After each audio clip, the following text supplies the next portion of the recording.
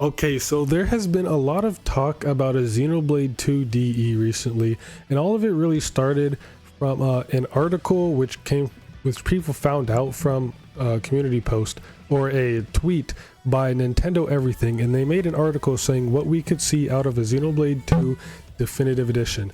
And I kind of wanted to talk about this because I have some opinions on this as well, and I'm going to go over the points that they made and give my thoughts on them. There's really 4 main points that they went over, and I think they're pretty interesting, and a lot of people will feel differently about. But the opening like statement kind of confused me. It starts off saying, you might be wondering, isn't it too early to be thinking about a Xenoblade Chronicles 2 remaster? The answer might surprise you. Not really. The original Xenoblade Chronicles released in Japan in 2010 and in America in 2012. It then received a definitive edition on Nintendo Switch in 2020. If Xenoblade Chronicles 2 were going to receive a remaster on the same timetable, getting it this year wouldn't be out of the question. That said, given how Monolith Soft released Xenoblade Chronicles X Definitive Edition in March, that clearly isn't happening. In fact, we think we'll probably see a Xenoblade Chronicles 4 before a potential Xenoblade Chronicles 2 remaster, but after that we think it's possible that the studio will eventually revisit the game. That doesn't really make a whole lot of sense to me. First, why would this year be a good time to get a remaster for Xenoblade 2? And okay, because Monolith Soft has been remastering the games a decade after they come out. Xenoblade 1 came out in 2010, it got a remaster in 2020. Xenoblade X came out in 2015 and got a remaster in 2025. So logically you'd think since Xenoblade 2 came out in 2017, it would get a remaster in 2027. So why would it be this year? That makes no sense to me. It's a decade after the release of each game. If like the trend continues, they've already done it with 1 and X, why wouldn't they do it again with 2? That doesn't make a whole lot of sense to me.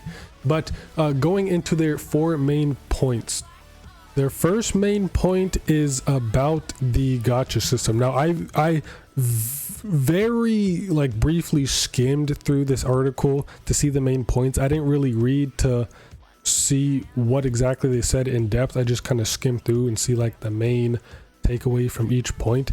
But for the gacha system, like the Rare Blade gacha system in Xenoblade 2, they don't really have an issue with that. They just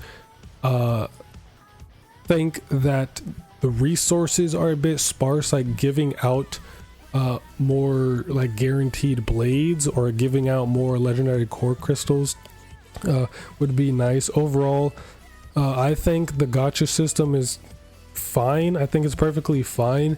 It is kind of annoying having to grind for legendary cores in unique monsters, but I mean, they're the highest tiered cores. Of course, they're not going to be easy.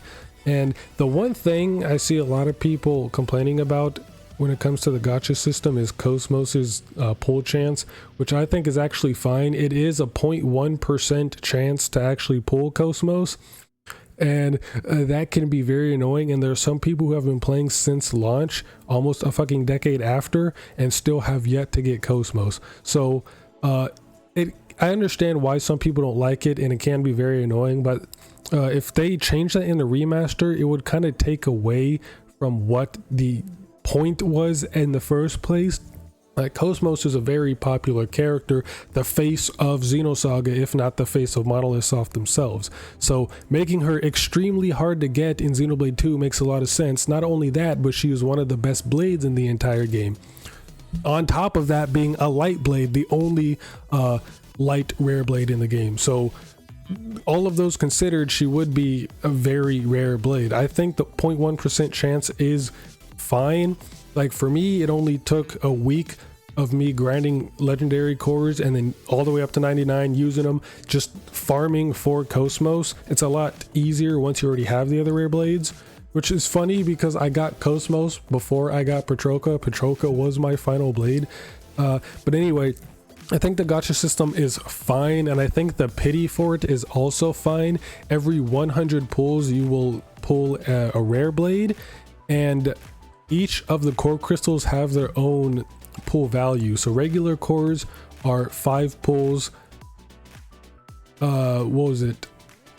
Rare cores are 10 pulls, and then legendary cores are 25. I think that's correct, or it might be 5, 15, 10, or 5, 15, 25. I know that regular pulls are 5 and legendaries are 25, so rares are most likely 15. I want to try to limit rambling in this video. So those are my thoughts on the gacha. The next thing they stated was the UI and like the menus. This one really confused me because I hear a lot of people say how clunky and messy Xenoblade 2's menus are, and I genuinely don't understand where people are coming from with that. And it's not even biased because Xenoblade 2 is my favorite game. It's not even biased. I just genuinely don't understand where people are coming from. I think the menus are completely fine. Everything is clearly labeled with like what everything does, and every single menu has its own unique icon to show you what that menu is, even if like the text isn't there. So I don't really understand where this complaint is coming from. It's kind of annoying because I wish I could see where people are coming from, but I just don't. I think the menus are fine, and it's like, it's not biased. It's completely not biased. Even if I hated Xenoblade 2, I would still feel the same. I really don't understand what's so clunky about the menus. They're all clearly labeled with icons and the titles showing you exactly what everything is. So this one doesn't really make sense to me. Please, someone like explain this shit to me because I'm lost. Their third point was about navigation, and this one I can definitely get behind. The navigation in Xenoblade 2 in like quest tracking is pretty bad.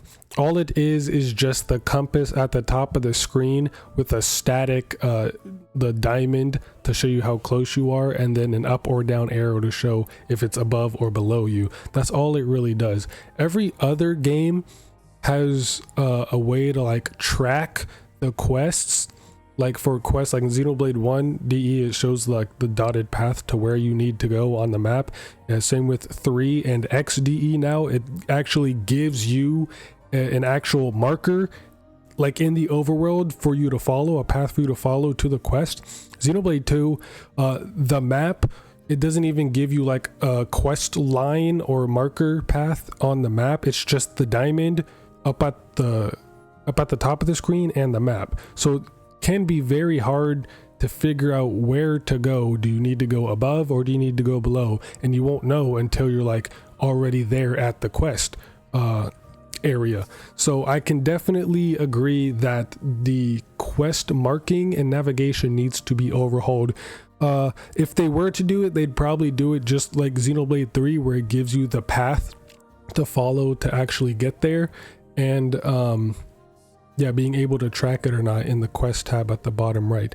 But yeah, that's one is probably really at least my only thing that I'd want to be improved. And their final point, which I'm sure is everyone's major point, and that is the field skills.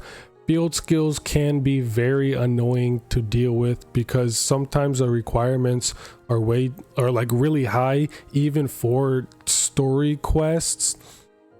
So you kind of throughout the whole game have to be on top of doing your merc missions and unlocking multiple blades, which I guess is a way for the game to like tell you to do these things, because it could be very easy to forget about merc missions and pulling blades once you like have your core team. So I guess this is a way to incentivize using those mechanics, but I don't know. I feel like field skills can be handled better. I like the way Xenoblade 3 handled the field skills, where they're kind of like universal things that you just unlock one time and you can traverse anywhere that needs that field skill. So Xenoblade 3 kind of handled it very well. Xenoblade 2 wouldn't be able to do that because the field skills are tied to the blades, and the blades are like the main gimmick of the game. So they'd have to find some way to work around that. I don't personally have an issue with the field skills, maybe because I can just easily reach all the requirements anyway, since all my blades are maxed out, or a lot of them are. And it's been a very, very long time since I played through Xenoblade 2 in like a fresh save file. I always just replay in New Game Plus. So maybe I will go back and play in a fresh save file just to get that experience again, like the new player experience. And that was really their entire article. And I kind of wanted to talk about my thoughts on a Xenoblade 2 DE, since, you know, it is my favorite game of all time. So naturally I'd have something to say about it. And maybe this might be controversial, but I don't think Xenoblade 2 needs a remaster. I like the way Xenoblade 2 is as it is now, maybe because nostalgia, and I've played it so much that playing it any other way would feel kind of weird. But I mean, the graphics, at least, like the resolution, frame rate, I don't really care for performance all that much. I'm not one of those fucking PC heads who just dedicate their entire lives to performance. I need 1440p with 4K. I really don't care. I can play in 30 FPS 720p and be completely happy. It really doesn't matter a whole lot to me. So on the technical side, I don't really care. But like the updated graphics, I'm kind of scared to see what they would look like, because I don't know, I feel like the art style would change quite a bit since it has been a fucking decade. And like with Xenoblade X DE, like the major overhaul to like the models and everything is it's really nice. Like sometimes it's done well, like with Elma looks a lot better in DE than she did in the original, but Lynn, I prefer her original model over her DE model. So it's kind of like hit or miss with some characters, and I'm kind of afraid to see what Xenoblade 2 would look like in that style. Please don't butcher Mithra. I can't bear it. Mithra and Nia, please don't butcher them, and Bridget. But overall, in terms of the graphical side of things, I don't really care for that. The music's already banger as it is, and they would probably like remix some songs and give you the option to use the new arranged soundtrack or the original. I don't really care for new renditions of the songs. All of them are already nostalgic to me as is, so I don't have any issues. And like, as much as I listen to Xenoblade 2 music, I never get tired of it, so that doesn't really matter to me. But the biggest thing I am curious about is Torna, because with each remaster we've gotten more story content. With Xenoblade 1 we got FC, and then Xenoblade X we got chapter 13. So I'm curious how they would handle new content for 2 DE. Would Torna be included with the base game? It's like, when you purchase the base game, would Torna already be there added on to the main menu like Future Connected was with Xenoblade 1, or would we have to buy that all over again? And would Torna get an updated like definitive edition as well and get changes within the game itself too? That's something to think about.